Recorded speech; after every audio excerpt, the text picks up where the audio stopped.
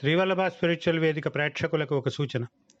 Phone ద్వారా సంప్రదించదలిచిన వారు ఏ రోజైనా మధ్యాహ్నం 2-5 మధ్య మాత్రమే ఫోన్ చేయండి. ఇతర సమయాలలో ఫోన్లో మాట్లాడడం సాధ్యం కాదు. శ్రీ గురుచరణకమలేభ్యో నమః. శ్రీవల్లభ స్పిరిచువల్ వేదికకు స్వాగతం. మనం స్తోత్ర పరంపరలో శుక్రవారం ఉదయం వరలక్ష్మీ వ్రత శుభవేళ నారాయణ హృదయ సహిత లక్ష్మీ హృదయ స్తోత్రాన్ని అందుకున్నాం. మన వార్షిక దీక్షతో సాగుతున్న నవగ్రహ నక్షత్ర పరిహార హోమాలలో భాగంగా నిన్న ఉదయం నారాయణ హృదయ సహిత లక్ష్మీ హృదయ హోమం కూడా చేసుకున్నాం.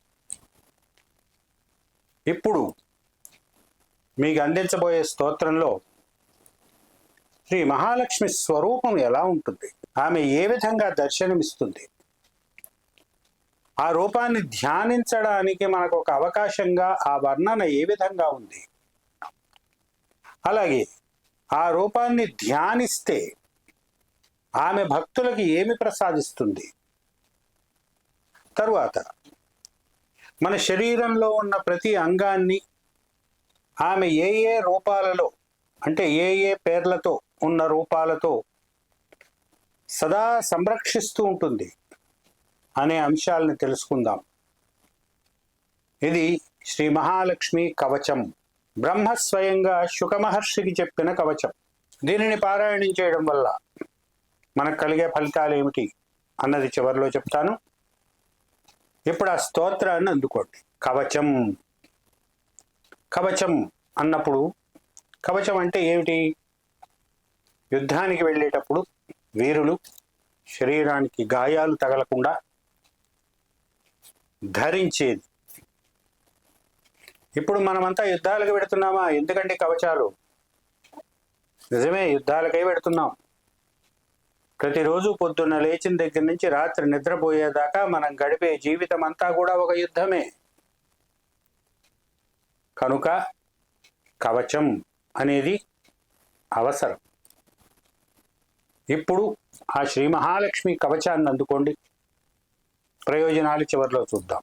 శుకం ప్రతి బ్రహ్మోవాచ మహాలక్ష్మ్యాం ప్రవక్ష్యామి కవచం సర్వకామదం సర్వపాప ప్రశమనం దుష్టవ్యాధి వినాశకం గ్రహపీడా ప్రశమనం గ్రహారిష్టభంజనం దుష్టమృత్యు ప్రశమనం దుష్టదారిద్ర్యనాశనం పుత్రపౌత్ర ప్రజననం వివాహప్రదమిష్టదం చోరారిహారి జపతామఖిలేప్సితదాయకం సావధానమనా భూత్వా శృణుత్వం శుకసత్తమా అనేక జన్మ సంసిద్ధిలభ్యం ముక్తిఫలప్రదం ధనధాన్య మహారాజ్య సర్వసౌభాగ్యకల్పకం సకృత్స్మరణ మాత్రేణ మహాలక్ష్మి ప్రసీదతి.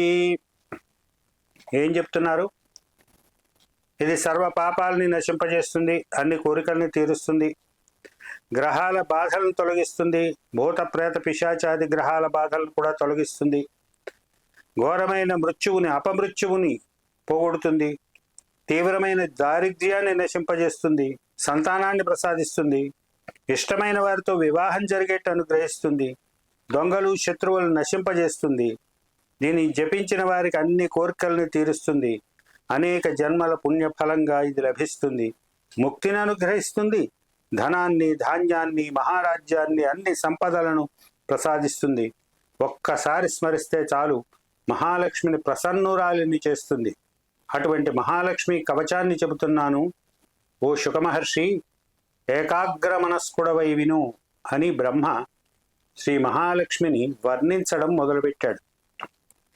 క్షీరాబ్ధి మధ్యే పద్మానాం కాననే మణిమంటపే తన్మధ్యే సుస్థితాం దేవీం మనీషిజన సేవితాం సుస్నాతాం పుష్పసురభికుటిలాలకబంధనాం పూర్ణేందుబింబవదనాం అర్ధచంద్రలలాటికాం ఇందీవరేక్షణాం కామకోదండభ్రువమీశ్వరీం తిలప్రసవ సంస్పర్ధినాసికాలంకృతాం శ్రియం కుందకుట్మలదంతాళిం బంధూకాధర పల్లవాం దర్పణాకార విమల కపోల ద్వితయోజ్వలాం రత్నతాటంకకలితకర్ణ ద్వితయ సుందరాం మాంగళ్యాభరణోపేతాం కంబుకంఠీం జగత్ప్రసూం తారహార మనోహార కుచకుంభ విభూషితాం రత్నాంగదాదిలలితకర పద్మచతుష్టయాం కమలే చ సుపత్రాఢ్యే హ్యభయం దదతీం వరం రోమరాజికళాచారు భుగ్ననాభితలోదరీం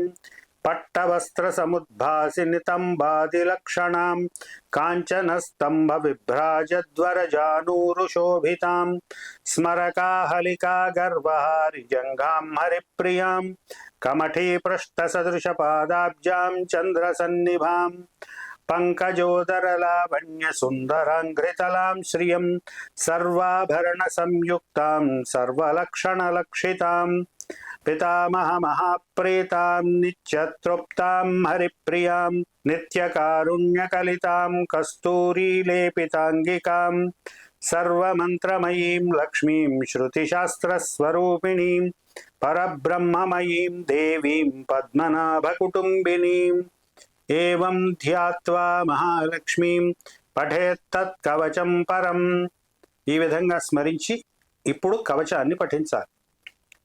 మహాలక్ష్మీ శిరః పాతు లలాటం మమ పంకజ కర్ణౌ రక్షేద్రమా పాతు నయనే నలినాలయ నాసికామవతాదంబా వాచం వాగ్రూపిణీ మమ దంతానవతు జిహ్మాం శ్రీరధరోష్టం హరిప్రియా చుబుకం పాతు వరదా గళం గంధర్వసేవిత వక్షకుక్షిం కరౌ పాయుం పృష్టమవ్యాద్రమా స్వయం కటిమూరుద్వయం జానుజంఘం పాతు రమా మమ సర్వాంగమింద్రియం ప్రాణాన్ పాయాదాయాసహారిణి సప్తధాతూన్ స్వయం చాపి రక్తం శుక్రం మనో మమ జ్ఞానం బుద్ధిం మహోత్సాహం సర్వం మే పాతు పంకజ మయా కృతం చ యత్కించిత్ తత్ సర్వం పాతు సేందిరా మమాయురవతాల్లక్ష్మీ భార్యాం పుత్రాంశ్చ పుత్రికాః మిత్రాణి పాతు సతతమఖిలాని హరిప్రియా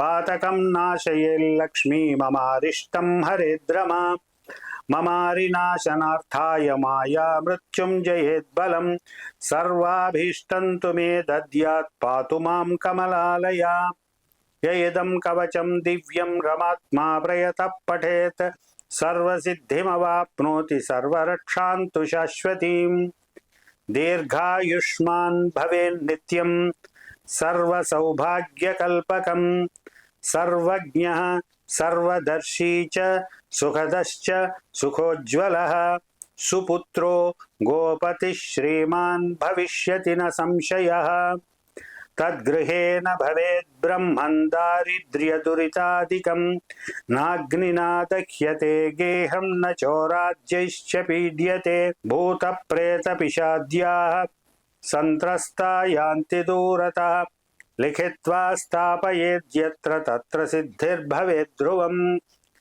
న అపమృత్యుమాప్నోతి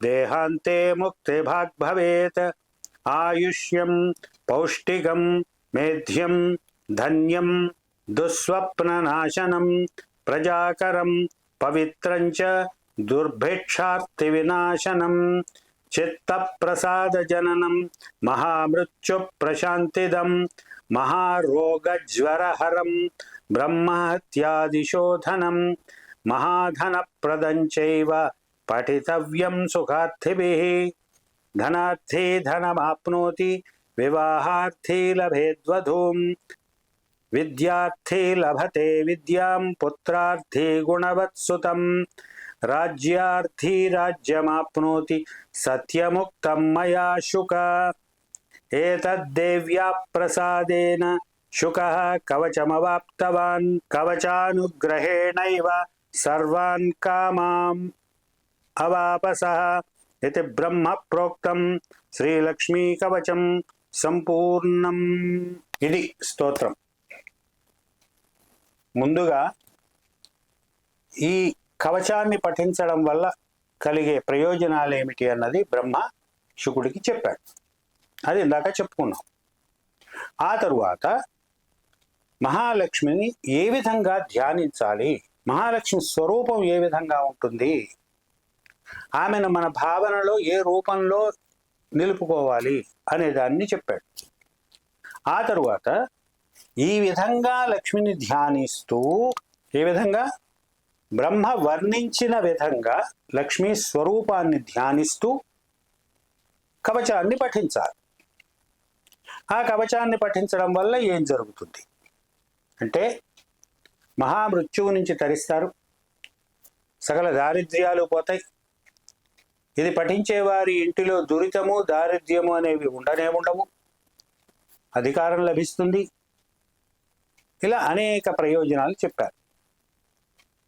అన్నీ డబ్బేనా, అన్నీ అధికారమేనా, అన్నీ కోరికలేనా అని అనుకుంటే ముక్తిని కూడా ప్రసాదిస్తుంది.